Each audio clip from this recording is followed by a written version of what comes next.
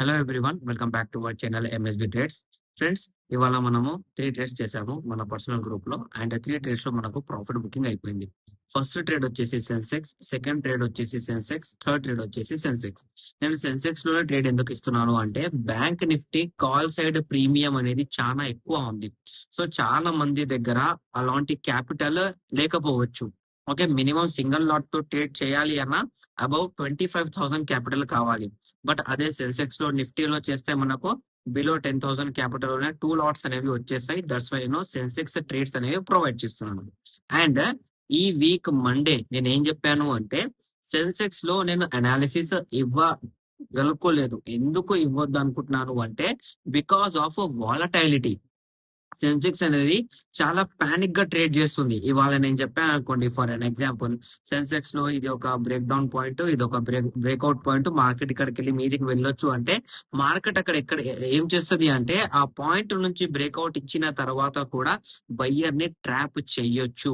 So that's why నేను ఏం చెప్పాను అంటే, బ్యాంక్ నిఫ్టీలో అనాలిసిస్ అనేది నేను ప్రొవైడ్ చెయ్యాలనుకోవట్లేదు అని చెప్పాను. అంతేగాని నేను ట్రేడ్ ఇవ్వను సెన్సెక్స్ మీద అలా అని ఎప్పుడు చెప్పలేదు. మీరు కావాలంటే ప్రీవియస్ 4 వీడియోస్ చూడండి. ఎందుకంటే యాజ్ ఐఎమ్ ప్రొఫెషనల్, నాకు సెన్సెక్స్ లో ట్రేడ్ ఎక్కడ ఇవ్వాలి, ఎక్కడ ప్రాఫిట్ బుకింగ్ చేపియాలి, ఎక్కడ స్టాప్ లాస్ పెట్టుకోవాలి నాకు తెలుసు. బట్ నేను ఒక లెవెల్ ఇచ్చాను మీకు. ఆ లెవెల్లో బ్రేక్ అయిన తర్వాత కూడా చాలా మంది ఏం చేస్తారు అంటే, హోల్డ్ చేస్తారు, పైకి వస్తది ఏమో అని. సో అలా మీతోని కావద్దు అన్నట్టు మీరు సెన్సెక్స్ అవాయిడ్ చేయండి. బట్ నేను చేసే పని నేను చేస్తాను అన్నట్టు నేను ఈ 4 వీడియోస్ లో చెప్పాను. మీరు కావాలంటే ఈ 4 వీడియోస్ చూడండి.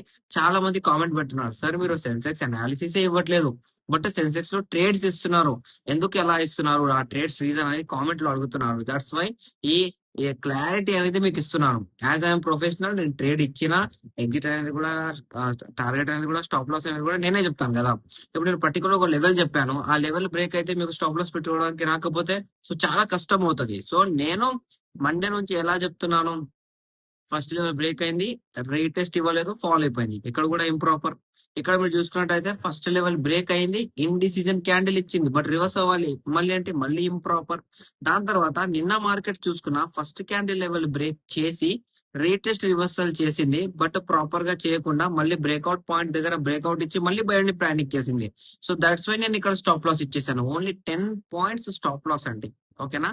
దాని తర్వాత ఇవాళ కూడా చూడండి, ఫస్ట్ హాఫ్ బ్రేక్ చేసింది, ఇక్కడ ఆర్డర్ బ్లాక్ చేసింది, మళ్ళీ బయ్యర్ ని ప్యానిక్ చేసింది, మళ్ళీ ఇక్కడ ఆర్డర్ బ్లాక్ చేసింది, మళ్ళీ రెడ్ క్యాండిల్ ఇచ్చి ఇక్కడ బయ్యర్ ని ప్యానిక్ చేసి ఫుట్ వాళ్ళని ట్రాప్ చేసింది, మళ్ళీ బ్రేక్అవుట్ పాయింట్ ఇచ్చి evening without order black proper buying గా వెళ్ళిపోయింది. సో అందుకే మనం మొత్తం కాన్సెప్ట్ క్యాప్చర్ చేసాం. బట్ ఇలాంటి సిచ్యువేషన్ లో మీరు జాగ్రత్తగా ఉండాలి, మీ క్యాపిటల్ జాగ్రత్తగా ఉండాలని నేను సెన్సెక్స్ లో ట్రేడ్ ప్రొవైడ్ చేయలేదు, బట్ సెన్సెక్స్ లో అనాలిసిస్ ప్రొవైడ్ చేయలేదు. సో నాకేంటి అంటే, as I'm professional, as I'm experienced in market, so that's why నేను అనాలిసిస్ పర్సనల్ గా చేసుకుంటాను. దాన్ని బట్టి నేను ట్రేడ్స్ ఇస్తాను. ఓకే. సో ఇవాళ కూడా నేను సెన్సెక్స్ అనేది అవాయిడ్ చేస్తున్నానండి. ఓకేనా, అవాయిడ్ చేస్తున్నాను. వద్దు, ఇప్పుడు వద్దు. మార్కెట్ ప్రాపర్ అయినప్పుడు, ట్రెండ్ రివర్సల్ అయినప్పుడు సెన్సెక్స్ గురించి మనం మాట్లాడుకుందాం. నిఫ్టీ, బ్యాంక్ నిఫ్టీలో వచ్చేసి 2 లెవెల్సే ఉన్నాయి. ఓకే. ఒకటి వచ్చేసి ఒక్కటే లెవెల్, ఒక లెవెల్ వచ్చేసి indirect break down level.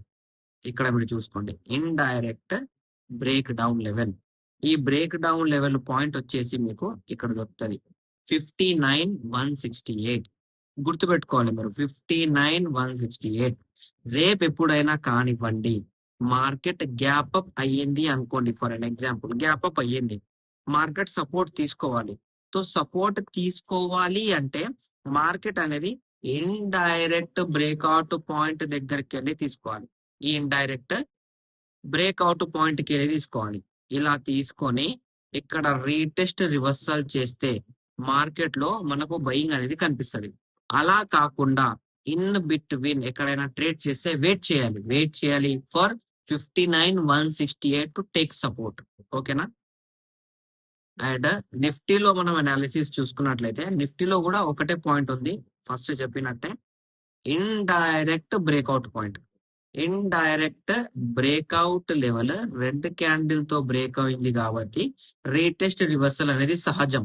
But ఇది జరిగింది ఎప్పుడు, ఈవినింగ్ టైమ్స్ లో, క్లోజింగ్ టైమ్స్ లో. అంటే దీన్ని మనము క్యాలిక్యులేట్ చేయము, అనాలిసిస్ లో తీసుకోము. ఓకేనా? సో రేప్ అనేది ఈ పాయింట్ బ్రేక్ అయిన తర్వాత రెడ్ క్యాండిల్ తో రిజెక్ట్ అయి గ్రీన్ క్యాండిల్ తో రీటెస్ట్ రివర్సల్ అవుతేనే మార్కెట్ లో మనకు బయ్యింగ్ 26,001. ఆ బయ్యింగ్ అనేది ఎక్కడి వరకు వెళ్తది అంటే సింపుల్, ఇండైరెక్ట్ బ్రేక్అవుట్ లెవెల్ వరకు వెళ్తది. ఇండైరెక్ట్ బ్రేక్అవుట్ లెవెల్ దగ్గర వెళ్ళిన తర్వాత కూడా మార్కెట్ ఇలా గ్రీన్ క్యాండిల్ క్లోజ్ చేస్తేనే బయింగ్ కంటిన్యూ అవుతుంది, కానీ ఇలా గ్రీన్ క్యాండిల్ క్లోజ్ చేయకపోతే బయింగ్ కంటిన్యూ కాదు. సో నేనేం చూస్తున్నాను అంటే, if market open gap up, wait for intraday 15 minutes candle chart లో 15 minutes candle closing, wait for. Okay, అలా వెయిట్ చేయలేదు, తొందరగా ఎంట్రీ తీసుకున్నారంటే బొక్కే, అది పుట్ అయినా కానివ్వండి, కాల్ అయినా కానివ్వండి. సో నేను మీకు ఏం సజెస్ట్ చేస్తున్నాను అంటే, రేపు మార్కెట్ గ్యాప్ అప్ ఓపెన్ అయితే వెయిట్ చేయాలి ఫర్ ట్రేడ్స్. గ్యాప్ అప్ కాలేదు, సైడ్ వే ఓపెన్ అవుతాయి, ఈ లెవెల్స్ ఉన్నాయండి. ఓకేనా? మీకు నా అనాలిసిస్ నచ్చినట్లయితే మన వీడియో లైక్ చేయండి, షేర్ చేయండి, మన యూట్యూబ్ ఛానల్ ని సబ్స్క్రైబ్ చేసుకోండి. Thank you for watching my video.